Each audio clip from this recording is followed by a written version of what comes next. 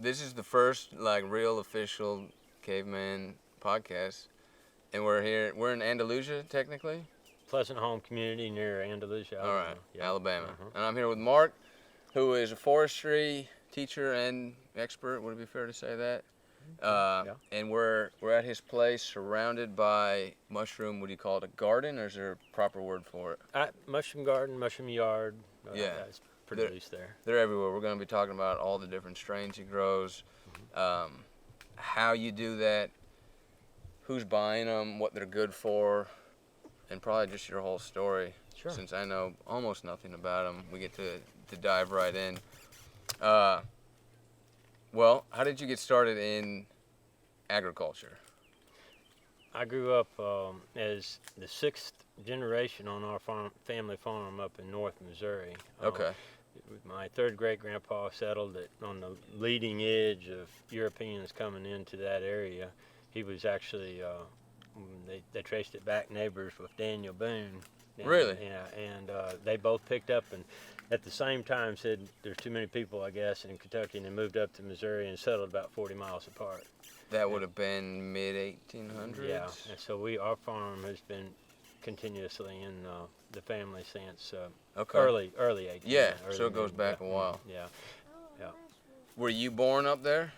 I was born there in Marceline, Missouri, and I went through, graduated high school, went to the University of Missouri, got a bachelor's in forestry management, and then decided to go ahead and get a master's, which led me to Auburn University, and I studied longleaf pine. Okay. And then I worked 20 years in forestry research and education, extension, teaching, all that, and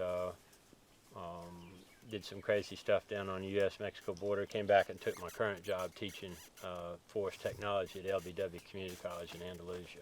Okay. Yeah, the crazy stuff. It was when you hiked the whole border. Yeah, I was 20 years a research associate with Auburn University School of Forestry and Wildlife Sciences. I was an expert in longleaf pine, and I reached this kind of breaking point in 2014 where I said I couldn't be where I was any longer, and so I got this idea that I'd walk the Texas-Mexico border. Okay. And so I resigned and went to the El Paso and walked to the Gulf of Mexico. I walked 1,000 miles over 7 weeks. Yeah. And came back, started teaching, and then decided that it was such an addictive experience that I decided I wanted to go back and become the first person in history to walk the entire U.S.-Mexico border. So I went and finished it out over a year. Is there a undefined trail? Are there markers along the way? Are you using a map and a compass? It was a bit of everything. There was there's no trail. I mean, people don't do what I did. Yeah. I think, for example, if you don't count undocumented immigrants and drug runners, I think I saw 2 people walking the first 1,000 miles I walked from El Paso to the Gulf of Mexico. So there's people aren't out there. Do you have any idea how much is private versus Well, public land? I would walk the trail or the road that was closest to the border. I got you. But some of those were basically disused. You literally couldn't get a vehicle down them anymore. Sure. So, but you could generally kind of tell. Sometimes I got lost one time because went from the community of Lobo, Texas to Candelaria with 60 miles, and it was pretty much all blown out. Even the Border Patrol didn't go down there. But it was too just dense, or just it was the road. If they can't drive to it, they don't go there. Oh, okay. So they ain't gonna walk up into the mountains to look for someone. They're gonna wait for them to come out. Right. And so that they left that section to pretty much. Okay. The So you're doing just like MRE rations in a tent and a water bottle and filter, and did you know that there would be water along the way, or? I was hoping. Yeah. And I mean I was pretty. You're pretty very savvy good with shape, yeah. And I knew I could carry. Essentially, I could make it 2 days without resupply. So, but I did. That was too much on that section. I did find some areas I had to siphon and clean the water and stuff like that. Yeah. Did you have a sat phone with you, or it was just man against elements? Yeah. I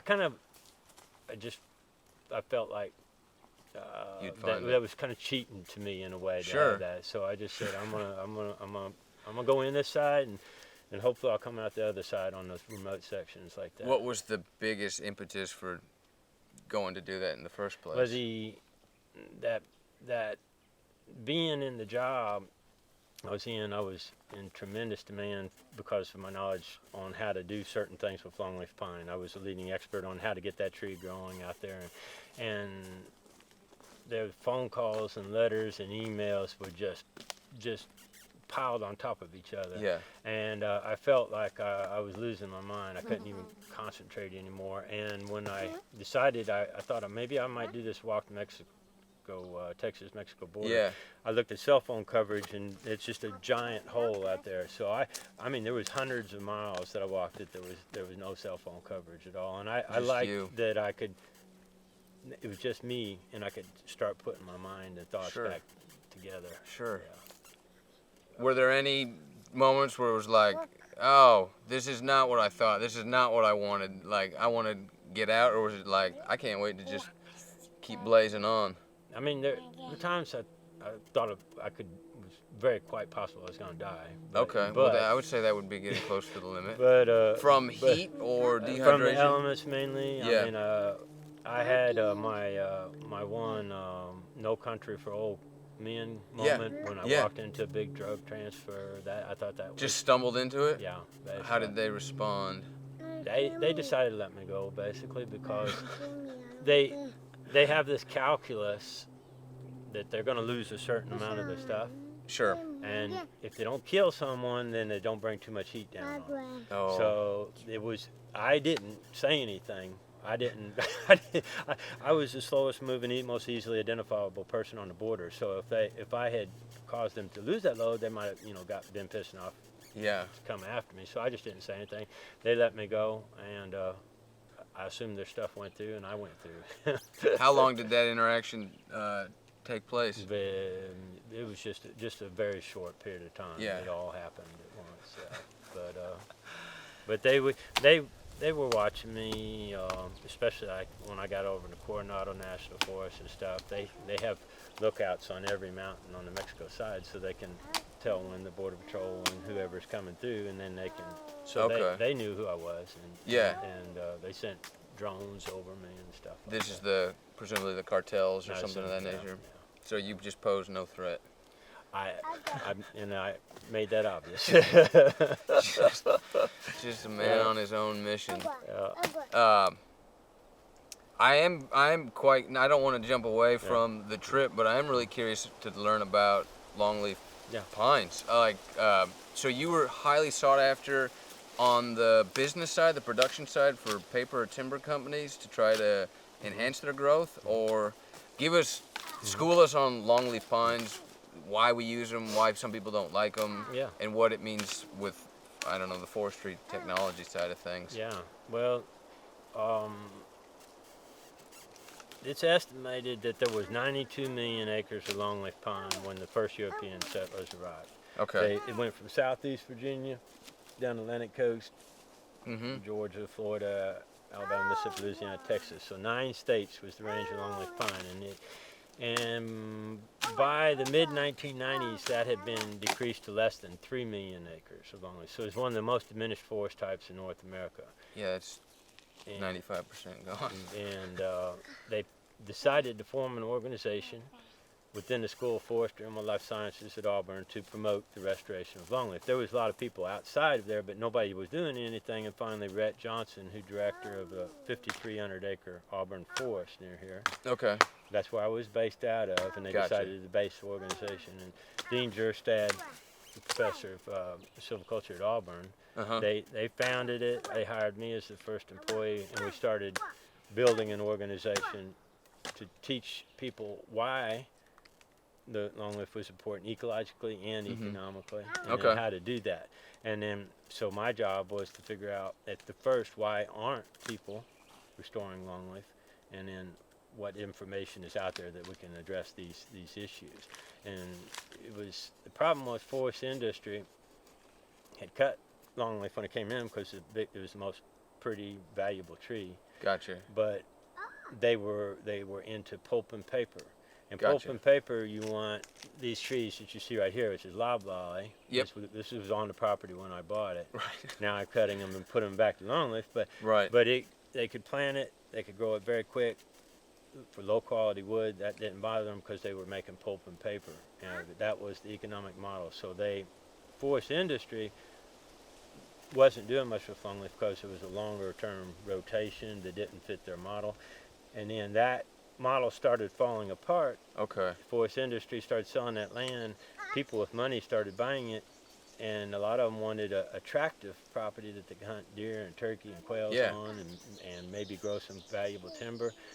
Longleaf meets those objectives much better, but it's a tougher tree to plant and get it successfully growing. And that was a lot of my first decade, was just how do you get this tree to survive and grow. And people knew a lot of the elements. My job was to bring that all together and then get the information out there. So, does the quality, what's the main determinant factor on quality wood? The density of it, or? Yeah, well, a guy named Wallenberg did a book on longleaf back in 1946, a monograph on longleaf. He called it the world's most valuable tree. Really? Longleaf tended to be grown in very high numbers per acre, so that it grew up very tall and straight with few limbs. Okay. Limbs decrease the strength of a board. Sure. You got a lot of knots in there. It tended to have a high specific gravity. Okay. So it was very dense. It was very strong, and it generally, over time, it would impregnate the heart of that tree with resin and became very rot resistant, termite resistant. There were stumps on this property when I bought it that were probably cut. Trees were probably cut 80 years ago, waist high, with two guys with the crosscut saw. Yeah. Solid as a rock. That was longleaf. If I cut that loblolly, right, that stump will be completely eaten by termites within 2 years. It'll be gone. Okay. So that's the difference in the wood. Yeah. They're in the same family or same genus? Same genus, Pinus. Okay. And very closely related. There's 4 southern pines that are sold for southern yellow pine lumber. It's loblolly, slash, shortleaf, and longleaf. And they can all make good quality or poor quality depending upon how you grow those trees. How much of that is dependent on man's input on it versus just the environment in which it's started? Well, what man has done is genetically selected loblolly to grow straighter and have fewer limbs, and they're making it grow more like longleaf and produce better quality. So we see some of that. This is Dylan wandering into the photo. He's going to be in and out as we're doing this, but they figured out how to make loblolly grow better, be more disease resistant. And there's a tree right over here with a big old knot on it. It's called fusiform rust. That's very natural. Loblolly gets a lot of that. Longleaf generally doesn't get that. So that's nature gives longleaf some legs up. Okay. And the forest industry has been breeding loblolly to be more like longleaf. Is there, beyond just the economical side of why you would prefer the longleaf or the loblolly, is there some sort of harmonious, natural, integrative reason why we would want to grow a percent of this or that? There is. And if you look, see that tree with the fusiforms dead? See there's more dead ones over there? Right. That loblolly is very susceptible to more insects and disease than is longleaf. The reason longleaf covered the southeast is because it was the tree that was most resistant to everything that kills the southern pines. Fire, insects, disease, wind is more wind firm. Right. So, and this is what you might call a ruderal species. If there's a big disturbance, it jumps in there real quick and grows. So that works well with the pulp and paper short rotation and all that. Sure. But if these had been longleaf, those trees probably wouldn't be dead. They wouldn't have died from, it's probably a root rot disease. I know some root rot on this soils, and loblolly is very susceptible to it. Again, that was what was planted here when I bought the property, but I'm going to try to get it back to longleaf so my trees won't be dying so like that. Right. And its maximum lifespan is about a century on a loblolly. There's a longleaf in southern pines, North Carolina, that's 460 years old and still growing. They can grow for just virtually ever.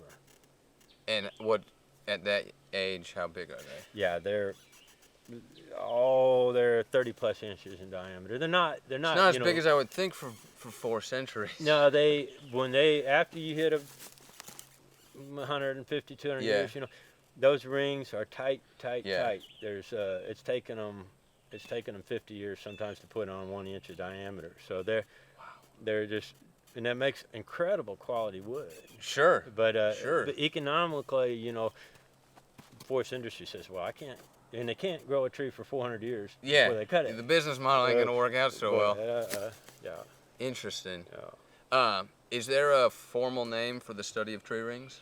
Dendrochronology. And are you a dendrochronologist? Yeah, I got a friend with a PhD in dendrochronology. What's really cool about that is that you can go to that tree and you can, if you was to cut it down or take a core out of it, we can do this while it's still alive. Right. With an increment bore, you can go and then you can look at climate. And then you can see there's certain patterns that you show where this year's a drought year, this year's real wet. And then you find a tree at the bottom of a lake that died 100 years ago, but several hundred years ago, you can match it up. And they've been able to do this with tree after tree and go back thousands of years, and they can actually know exactly what year it is and what the weather was like by studying tree rings. That's fascinating. Yeah. They're talking to us. We gotta learn to listen to them, I guess. Right. Yeah. What has been your biggest takeaway in forestry over the years as you've studied it and taught it? Like, what's the biggest thing you've extracted the earth telling you, so to speak? Well, I get frustrated with the industry because it basically came into the southeast and tried to convert everything to one big loblolly plantation. They were planting over 1 billion loblolly annually. I teach dendrology here in Caveman County, Alabama, and I'll teach my students 120 different trees, and they're gonna, in a typical forestry scenario, they're gonna kill 119 of them and try to get it all into loblolly. So it set us up for a lot of risk. We're losing millions of acres of trees to pine beetle, southern pine and Ips beetle. Ips is really running rampant, killing my trees. Ips is a disease or bark beetle. Yeah. Okay. And so I wish we would they get too focused on just growing for volume production. How much wood can I grow in a short period of time? And it sets us up. That's a terrible thing to do to the ecosystem, to the animals and the insects everything out there. So my big thing is teaching people to appreciate all the stuff on the ground and mid-story and the different species and all the things that we can get from this forest that we lose if we get rid of it and just plant loblolly pine. So my job was literally helping those people who bought forest industry land and get it back into a native, natural, diverse forest. And they were people that bought it not necessarily just to maximize their wood output? Oh, none of them were buying it for that. They were conservationists in many cases, they were wealthy people who wanted a place for recreation. Yeah. And if they grew some wood to help cover taxes and all that, great. But the main thing I want is bucks and deer and quail. A naturally diverse ecosystem. Yeah. Huh. So and longleaf really matches well with those objectives. I might be incorrect here, but so I'm from out west, where there's certainly a lot more of a combative nature between the logging industry and those when it comes to forest fires and trying to determine. And I read the book. Is it On Fires Ridge, the one with the firefighters that died in Arizona or whatever? The hotshot, Granite Mountain hotshot. Yeah. And it went briefly into the history of it. And I got a little lost because it sounded like the initial official standpoint nationally was to cut or the opposite, and then it's kind of changed. But maybe you could tell us what the attitude is towards logging or conservation, at least from what the government is saying versus what the industry is saying versus what you think is just like what we should be doing? Is that great?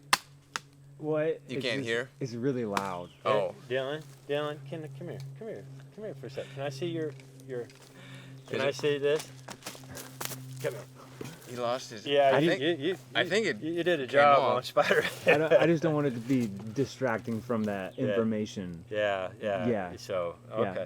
let's have a see here. So okay, so the industry versus the.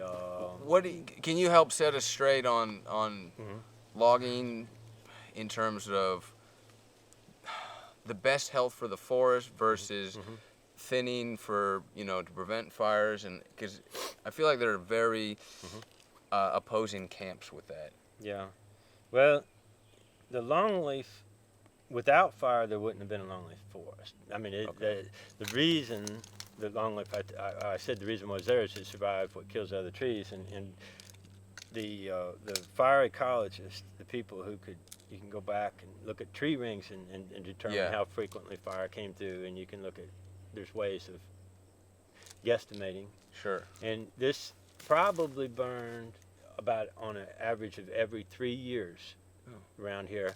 Maybe a little bit less before the Native Americans showed up, but they increased the frequency of fire. They burned for the same reason that I would burn today. I'm a certified prescribed burn man. Okay. They burned because it kept the hardwoods and shrubs down, and so it gave you an open park-like forest that favors a lot of undergrowth, which the deer and the turkey and the quail utilize. Those are important protein sources. With an open forest, maybe if you had a hostile tribe somewhere else, you could see them coming a long ways away. Right. You don't want them to get 10 feet away from you in the thick forest before you see them. One of the biggest things that fire does down here is, I worked for 20 years based out of the Solon-Dixon Center, 5,300 acre forest in Covington and Escambia County, Alabama, is that I could spend a year out in that forest, 3 or 4 days out of the week when I wasn't out traveling and talking, right, and get 1 tick a year, all right, in the forest, and no chiggers in a typical year. That's a good year. That's a good year. That's because of fire, all right? So just 40 miles from here, we did a biennial conference every 2 years with the Longleaf Alliance. We did one, a guy named that put together Ngozi Plantation. His name was MC Davis. He bought with his own money, I think it was tens of thousands of acres. Yeah. And was putting it back to Longleaf. And he bought this big section that hadn't been burned for decades. And we said we was going to do a regional conference. We could visit it.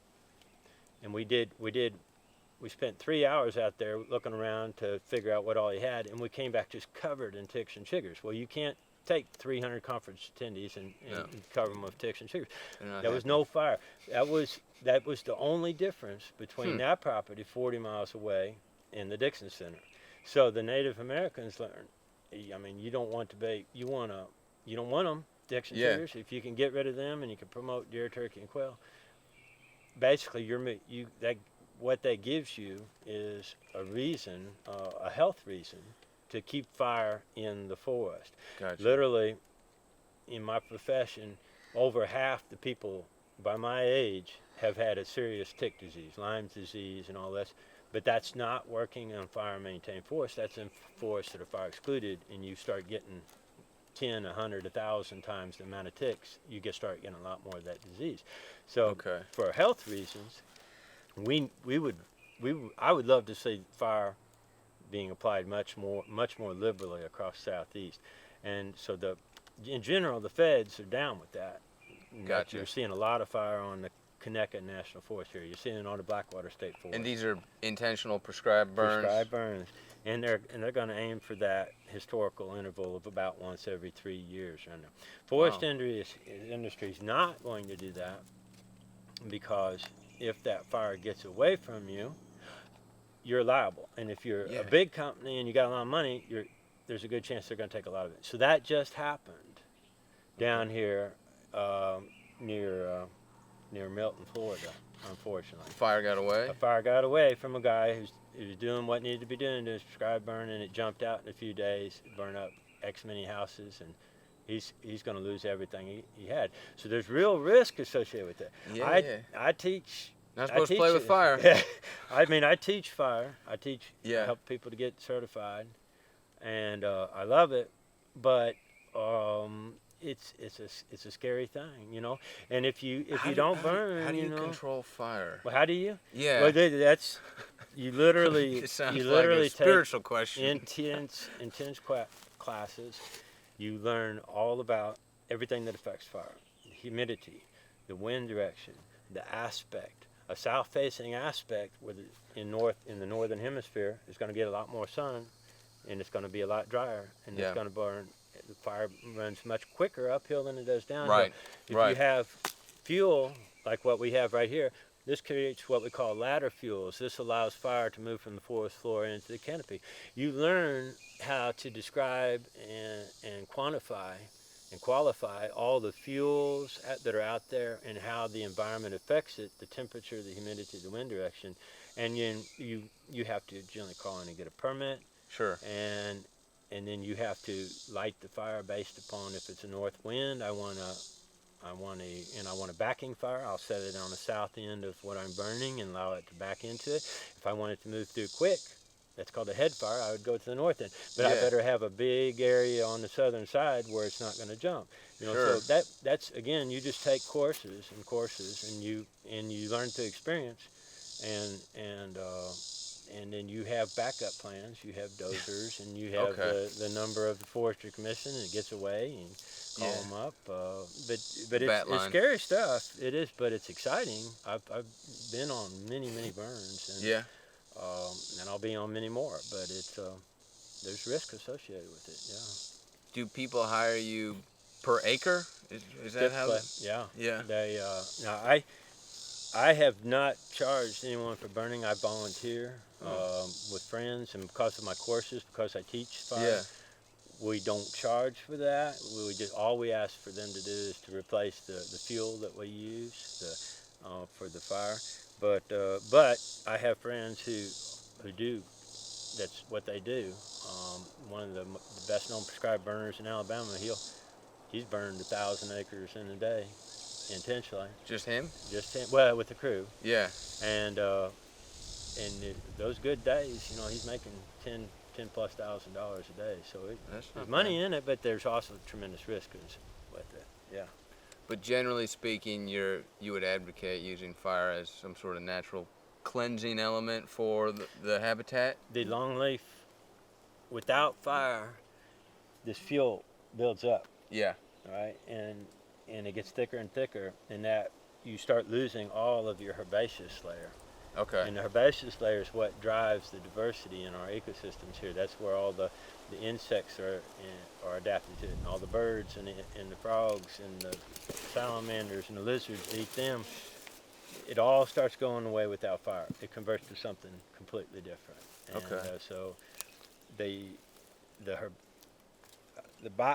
I've had a lot of my degree was in studying the plants of the native longleaf ecosystem, and in 1 square meter of longleaf forest, we could have over 50 plant species. Wow. Now, this is not burned. Yeah. All right. And we've got 1 plant species in a square meter right here. All right. So this is one of my mushroom logs. I'm not restoring longleaf here, but on the rest of my property, I am. I'm trying to get the fire back and get it going again. Well, cool. And I think that'd be a good segue into mushrooms. Let's just jump. I don't even know the first thing to ask you besides what's growing, why does it like to grow, where it is, how long does it take, why did you even get into mushrooms? Okay. So I mentioned I grew up 6th generation of a family farm, and in the mid 80s, I watched probably half the farms in our county go bankrupt. Commodity farmers and growing corn, soybean, cattle, pigs, and all that. Which is what we had, a kind of diversified, small 400-acre farm. Okay. And so I said that pretty much sucks. I don't want to do that. So I went to forestry. I found out you could get a degree and allow me to be outside. And I've made a good career out of it. A year from now, I'm eligible for retirement. From that. And so I'm thinking ahead. What am I going to do? Well, I don't want to go back and grow corn and soybeans, but I said, what can I do out here that would be my niche?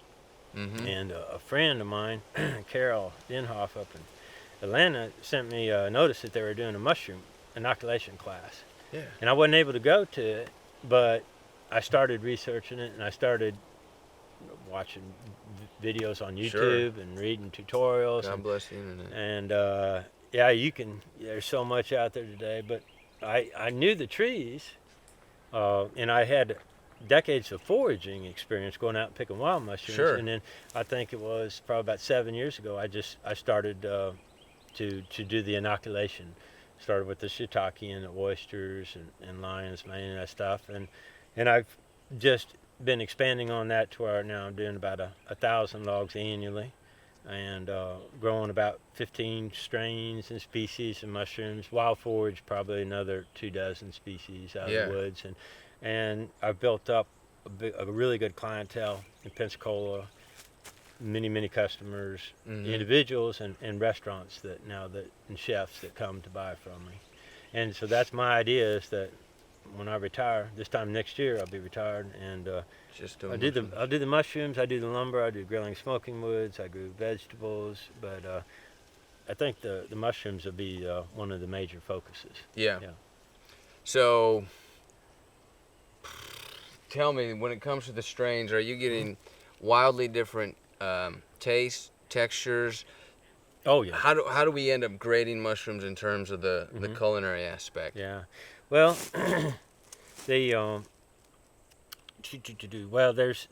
the big boy in mushroom production is shiitake. Okay. Oysters is coming in, probably not too far behind that. And then but there's lots of different strains. Mm-hmm.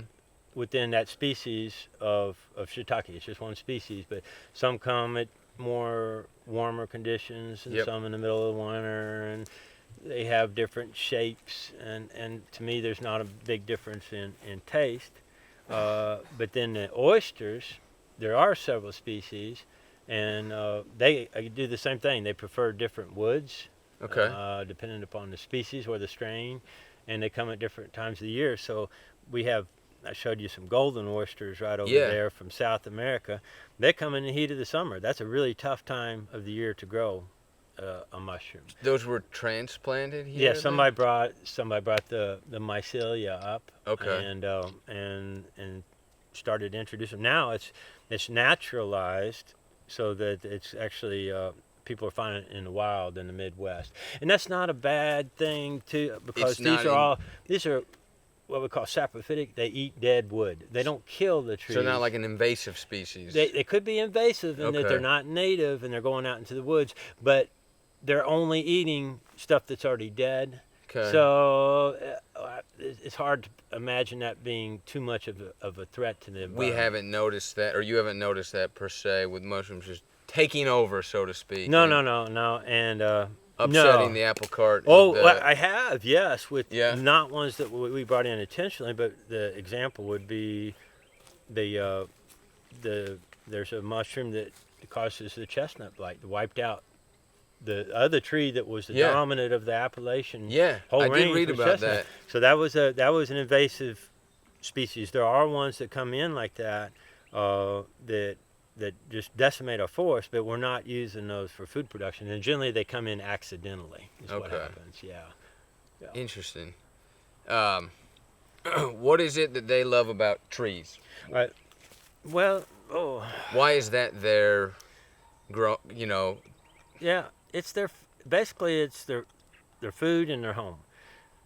The mushroom that we see is just the fruiting body. The organism is actually what we call mycelia. It's inside the organism, and all the mushroom that we eat, that's like an apple on an apple tree. That's just the fruiting body. Okay. But the organism itself is in the soil, it's in the wood. When wood rots, that's because there's a mushroom in it. It's consuming that tree. And some of those rotting saprophytic mushrooms produce really good eating mushrooms. Will a mushroom that thrives on a tree not grow in soil and vice versa? There are ones that do both. Okay. There are ones that only do one. There are some of these mushrooms that I can only grow on 1 or 2 species of wood, and other ones that are generalist and grow on multiple species of wood. But last year, an example, the largest organism in the world is called a honey mushroom. It's a species of armillaria out west. And there's one organism that's in the soil that covers several hundred acres, but it's actually one organism that's all tied together by the mycelia in the soil. And it does kill trees, it attacks them. So last year, that one of the honey mushrooms, I'm inoculating here to grow shiitake and oysters, but it literally moved through all the soil underneath there and started coming up in fruiting bodies all over my logs. What does that mycelium look like underneath? Am I picturing roots or like a real fibrous? Fine white lines, microscopically thin. But when I open these totems up, on a totem right over there, see all that white on the outside? That was mycelia. That was the mushroom. That was it. Except the stuff that looks like paint. Yeah, and so that is inside the wood too. But when I put that plastic bag over it, the mycelia grows on the outside until I open it up. And then it pretty much, that outside mycelia doesn't like to be exposed to the sun and environment, but that's inside the wood continues to grow, and then some environmental trigger. Low night temperatures or rain will cause it to say, okay, it's time to fruit, and put out my spores. So what is the predator to the mushroom then? If most of the organism, I guess, is in the totem or the tree itself, what is going to cause the mushrooms to disappear then? When they've used up whatever portion of that wood, when they've consumed it to the point, most of these that I grow, it only works if I cut the tree and they get my mushroom in there very quickly, because if you don't, we're breathing in spores of mushrooms right here. They're all around us. They're on our skin, they're in the air. Sure. And so when you kill a tree, you've got a really limited time span before some mushroom starts consuming that tree. My goal is to beat the wild mushrooms with my mycelia. Cut the tree, put it in there, let it colonize it. So, okay. but the shiitake will keep consuming these mushroom totems until they fall completely apart. So I'm 5 years later, I'm still getting shiitake off a totem, whereas almost all my oyster strains, whatever they like in the wood, it's only there for about a year, and then that's it. Maybe 2 years on my golden oysters, and then they're done. But the other wild mushrooms will start showing up on that wood, taking over where they left off and consuming that wood. So I'll start getting wood ear, I'll start getting turkey tail, I'll start getting one called a fairy ink cap I saw earlier over here, and some of those are good edibles too. Yeah? Yeah. Do you like just picking them and eating them raw? Mostly not. I attended a really good presentation back in February from one of the leading experts in the country, and what makes the mushroom cell wall is the same. It's called chitin. It's the same thing that makes the exoskeleton of a shrimp or a lobster, right? Chitin. Chitin. Okay. Chitin, and it's mostly indigestible to us. Gotcha. So if we eat them raw, we're gonna get stomach ache for most of these. But if we cook it, it breaks the chitin down and makes it digestible for us. Oh. Now, even the ones you buy in the store, the button mushrooms, have it in it, but just in very low amounts. But if you sit down and ate a pound of that, you're probably gonna get sick to the stomach. Really? Yeah, from the chitin. Yeah. Interesting. Yeah. And that's pretty much in all mushrooms. In all mushrooms. But when a mushroom is considered poisonous, is it just elevated levels of chitin or something else? That's different chemical compounds. Okay. And there's a bunch of species. They're still describing mushroom species out here, and that's a whole world that I can't really explain to you. But there is some bad chemical compounds. Yeah. Out there, yeah. Which I'm just thinking that naturally that was its defense mechanism. Yeah. But makes me wonder why the other ones don't have it, or what the other defense mechanisms of mushrooms are. Well, some of them want to be eaten, because whatever eats Reverse it is going mushroom to psychology. spread the spores the way Sure. they want them spread. See, So is the inoculation, is that an asexual reproduction? exactly. Okay. Yeah, I'm using mycelia. So picture mold on a piece of bread. Mm. All right. If you take that Mhm. and put it over on another piece of bread, it spreads. Okay, Bread spread. It's actually one. Again, it's just one organism that would eventually consume that whole loaf of bread, but that would be asexual. If the spores go from that and float over and meet and join and do all this stuff, I forget exactly how that works. Sure. That's sexual, but we're using asexual. Okay. Yeah. No, I don't use spores. I use mycelia. Gotcha. And from typical inoculation to harvest is how long? Depends on the strain. So the golden oysters, I think we'll probably take a look at them here in a minute. Yeah. That I can get those within a few months. Okay. Maybe I'm say 6 months or so. I can generally have pretty decent production on those. Lion's mane might take me, and Nameko for sure. Nameko is one that comes in the winter. It's a Asian species. Takes 2 years before I get any mushrooms. Wow. Yeah. Well, higher entry to barrier for other people wanting to do it then too. Yeah. How many of what you're growing are more on the medicinal side, like people are looking to purchase them for health versus culinary and food?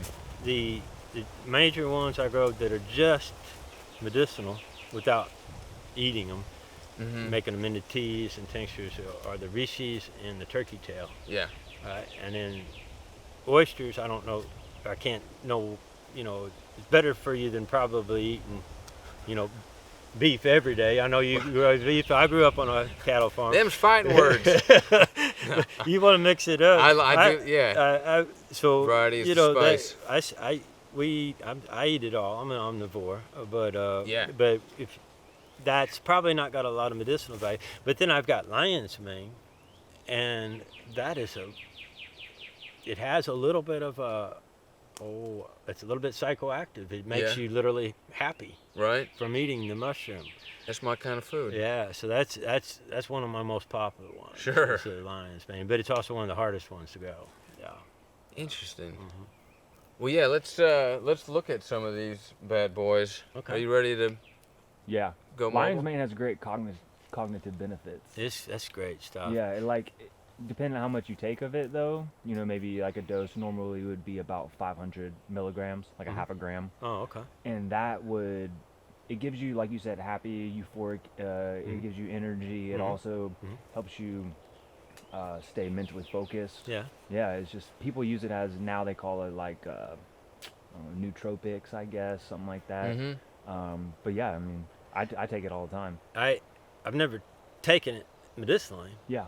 But like I said, I'm off and on growing it, but Yeah. I have last year I found one that weighed 5 pounds out in the woods. Wow. And so I mean, there's individual mushrooms I've by the time I've sold it, get $150 for a mushroom. Yeah. That's gotta feel good. Yeah, that makes Like a lion's mane mushroom. Yeah. Cut it up, put it in some butter. Oh gosh. On the frying pan. Yeah.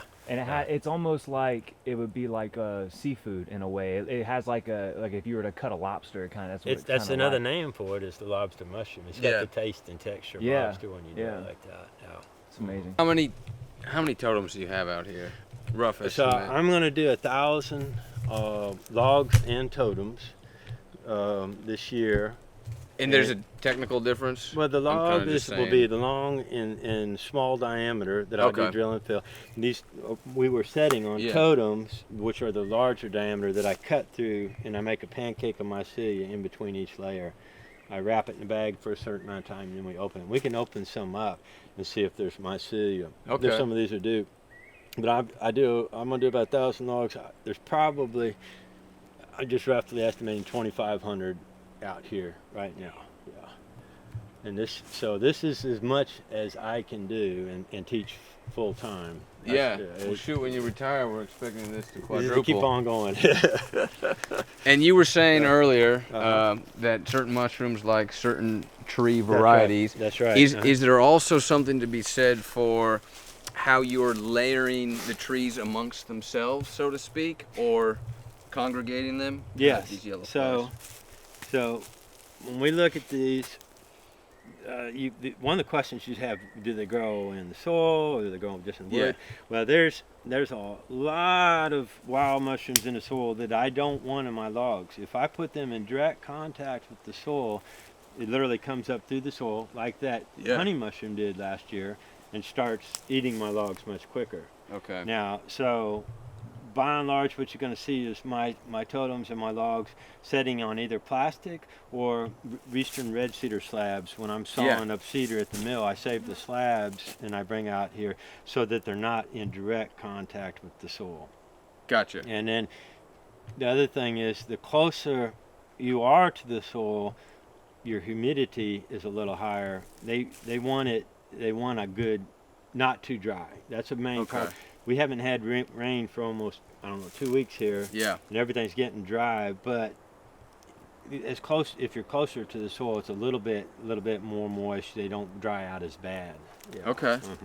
What's the little like white fingers coming out? This is a wild mushroom called Xylaria. It's a really neat looking thing, and it's not doing me. I'm sure it's not doing me any good. It might not be doing me any harm, but it's certainly there's certainly a lot of it out here, and I don't know what you can do with Xylaria, unfortunately. It just is, huh? Yeah, it's just there.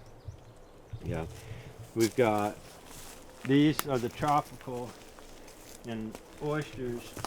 Chlorotus, I believe, Citripinellus. When are they ready? These are ready, right here. Okay. This one, there's nothing wrong with it, but I should have harvested it yesterday. There's some doggone, I got some little insects that come in them. They don't cause too much problem. But these, if it started raining, that little clump of mushrooms would go to, this size within less than a day. Oh shoot. They grow really quick. And but in this dry, not humid environment, arid environment, it takes them a little longer to grow.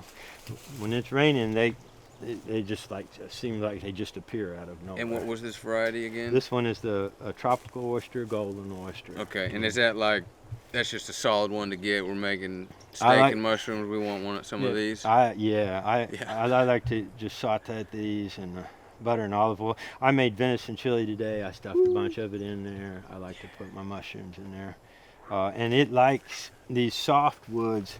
That's tulip poplar right there. It's growing on, and some of them are growing on elms, and some of them are growing on willows right there. Are those all indigenous to the area? Yeah. Those types of trees. That's right. I did not ask you this. When did the mushroom popularity boom kick up? When did this all happen? About 2,000 years ago in China and Japan. This stuff they were growing shiitake. There were drawings literally from 2,000 years ago and descriptions of them growing this. And it's really something that's more or less. I remember 30 years ago, 35 years ago in high school, people talking about growing shiitake. So I guess it was out there. Okay. It's been around for a while, but it's definitely, interest is picking up. Like I said, I'm an 11-year vendor at the Palafox market in Pensacola, and I get a lot of people coming for mushrooms. I introduce a lot of people to mushrooms, but increasingly people know what they are when I mention I've got reishi and they're buying it. Yeah. Do they just know like 3 or 4 or 5 varieties, but the other, when you're like, I got 20, they're like, I don't know what these are. A lot of them, most people are like that. Okay. They know a button mushroom and a portobello. Yeah, maybe and I don't grow either of them. Do you do chanterelles? Can you? You can't. No, I've got chanterelles in my fridge, but I went out and foraged. You have to forage them. I don't know how to grow those. Okay. Yeah, and I had them from I harvested those last Monday because we had a bunch of rain the week before. And you know where to go. Yeah. There's lots of chanterelles out here. Well, if you blindfold me and take me into one of your foraging spots, will you show me how to forage for mushrooms? We can go look. Yeah. It's dry. Yeah. So we might not find much, but I can go show you. Yeah, we can go from here and take a look at a spot out in the woods. Yeah. So at least you can see the environment. Yeah. Even if they're not there, but we'll find a few. I got you. But you get a feel for what habitat. They're like primarily hardwoods, but in mixed pine hardwoods, very rarely in pure pine stands around here. What is dictating the price of mushrooms? I mean, okay, some of it might be rarity, but when you're making strains no one's heard about, does that automatically mean they're worth more or worth less because they don't know about them? Or if it's a buzzword, they'll pay more for it? Yeah. Yeah. I mean, well, a little bit of all the above. We talked about lion's mane just briefly. You know, it's just a great mushroom. I'm typically the only person selling that I know of in Pensacola, all right, or for that matter, Caveman County. There are a few people out there harvesting. I've done so many classes that there's 100, 200 people in the area around here that are now go out and harvest for themselves. I've taught them how to do that. And so there's some of them like lion's mane. Yes, you know, I find a good lion's mane out in the woods, I'm going to get $150 out of that mushroom. These I sell by the pint for $5 a pint at the market, or $9 a quart. And if we get into the fall and it's really good conditions, I'm harvesting 20 pounds a day or so out here, something like that. Oh, all right. And get into a good patch of chanterelles. You know, I just pick for hours and hours at a time in one little area, and it's a lot of money. Yeah. Does it ever get where you run into other foragers and it gets... You know, that's going to happen out west. It's a big deal. Yeah. You know, people shoot each other over the patches. Well, I grew up in Montana, and huckleberry picking is like that, and you say you got to watch out for the bears and the other pickers. Yeah, equally dangerous. Well, because my history's basically education. Yeah. I just take it as a given. I did find one of my chanterelle patches last Sunday. I found somebody had dropped a knife in there, and the chanterelles were gone, and they had dropped their foraging knife. So somebody I taught is out working. Did you keep that as an artifact? I got the knife inside. It's a nice knife, I guess, but yeah, it's starting to happen, but pretty rarely. Yeah. Pretty rarely. Yeah. Yeah. Let's see if we can find another mushroom to see some of the see. rishis? Yeah, absolutely. Let's go over here. We got some real pretty rishi. When you first got into mushrooms out here, how big was your setup? The first year I did, I think I probably did about 60 logs. Oh, we've really grown then. Yeah. So over here, well, we got a red rishi over here. This is my first year growing the black rishi. All right.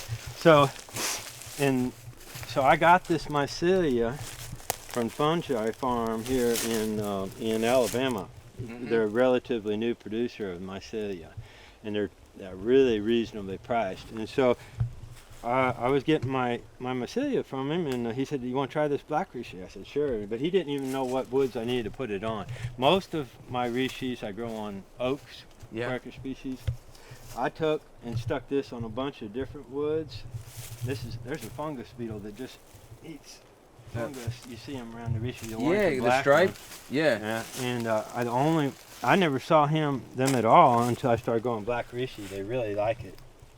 Apparently. Are they a pest? Or I haven't noticed. I don't know what they're doing because they're not putting holes in my logs, but they're all over the black rishi. But these rishis are the strongest smelling mushroom too, man. When you harvest them, really, they'll drive you out of the car almost. Bad smell? It's strong. It's strong. But so you got to dry them down. But it's a really productive rishi, Ganoderma species, and it's working on several things besides oak. So you're making these cuts, you're scoring the logs. Yeah. Is that just accelerating the process? Because obviously Mother Nature's not cutting them for the mycelia to get in. So think of the bark on the tree is equivalent to skin on us. It protects us from viruses and bacteria. So if you was to just throw it on there, it's going to have a hard time penetrating that. So that's what I'm doing is I'm exposing the wood, the interior of the tree, and putting my mycelium in there so that I'll colonize it. Yeah. And then over here was the red rishi. And I wild forage a lot of rishi around here, but I don't remember if this is the European strain, which is Ganoderma lucidum, or our native one is mainly Ganoderma curtisi out here. But this one is ready to harvest. All of this is oak that's Okay. going on, and pretty much that's all I find it growing on out in the woods around here is off the stumps of recently dead or cut oak trees, and the roots. You'll start seeing it coming up above ground. Again, it's saprophytic. That means it eats dead stuff. Right. And it, Maintaining that balance. that whole row is a shiitake, and you're not going to see anything Okay. because the shiitake want those cool nights in the fall. Gotcha. So I start seeing some production around here in Lower Alabama about October, and in November through March is my main time frame on shiitake. So throughout the year, you got a steady harvest of something. If you just did shiitake, you'd only be a winter producer, basically.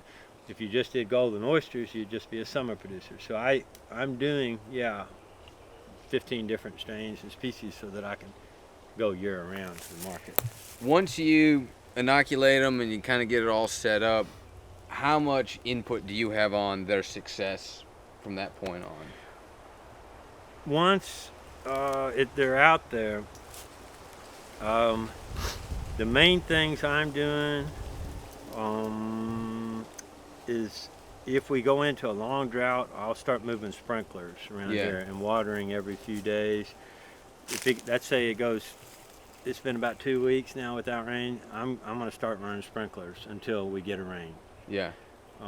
There's a best beetle. There's that big beetle that was eating my logs. We could take a look at that. Yeah. I ignored those for a few years, and pretty soon I was losing my logs. They were just eating everything. So you have to stay on top of some of these insect pests. In this case, is the best beetles, where they're just going to, your log is just going to disappear. This right here, this sawdust tells me there's a best beetle inside that river birch, or it was in there. Sure. Yeah, and that's what they do to it. Do they tend to like all the logs you got out here? There he is, right there. Yes, these doggone best beetles. He burrowed down in there. Right, he was right in there. They honeycomb the log. I can only rip in so far. Yeah. You can see. So that's what. He's gone. The pileated woodpeckers come in here after those, and they'll just turn that into a pile of light. There he goes. There he is. There he is. He's coming out. Hey there. All right, that's him. Say his name again for the BESS, best beetle. best beetle. And let's see if he'll make. Sometimes you can hear them. They'll make a noise when you grab them. Not all of them. He's not doing it, is he? He did the very first time you squeezed him, and that was it. He's a dirty little guy. Yeah. Honey, I Shrunk the Kids. I won't want to be against him. You want to eat that, Tony? No. The best beetle challenge? Maybe on the next episode. Is that nutritious? You know, I have, because I'm kind of a survivalist, I've eaten larvae before, but I couldn't eat them raw because I wasn't that hungry, so Yeah. I just, I sauteed them in butter and garlic salt, and they were fine. Yeah. But a beetle would be, I would have to be really hungry. Yeah. I'm not there yet. I got a power bar in the car. It comes out in prodigious numbers, generally right after rain. I don't know why this one came out. Oh yeah, they've already faded. So they were here this morning, and they've already, and they just, they like, if I was to run the sprinklers, they might, a whole bunch of new ones, just, there might be 1,000 little mushroom caps on that log. Something you want to harvest, or they're just... Yeah, they're just real, what you'd call ephemeral. Yeah. So if you put them in direct sunlight, they're gone within minutes. So you got to harvest them and then put them in I put them in herb containers. I put them in the fridge. Oh. And some of my people really like them. That's a lot of work for how small they are, so though. They're like the microgreen of mushrooms. Yeah, exactly. I might charge, $5 for an ounce of those guys or something like that. Yeah. But are there any other varieties that are fruiting now that we haven't seen? I think we've got the two reishi species. We did look at, we looked at the red reishi and the black reishi. We've got the golden oyster. There's one little clump of a summer white oyster over there. It's kind of faded out. We could look at it yet. Okay. But that's it for right June? now. Yeah, the come August, my Italian oysters will start showing. Come September, a bunch of others, the blue dolphins, and these will come, and then the shiitake, and then in lion's mane will start scattering in there. Cone tooth. The dead of the winter is my Namakos.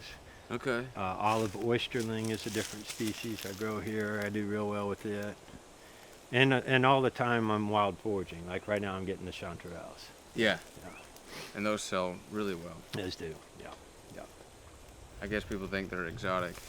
This is, 99% of the population doesn't know what they are, and have been around them their whole life. Have probably seen them 1,000 times, and it was just a mushroom. Yeah. And but by going to the same market for 11 years, I can bring anything in.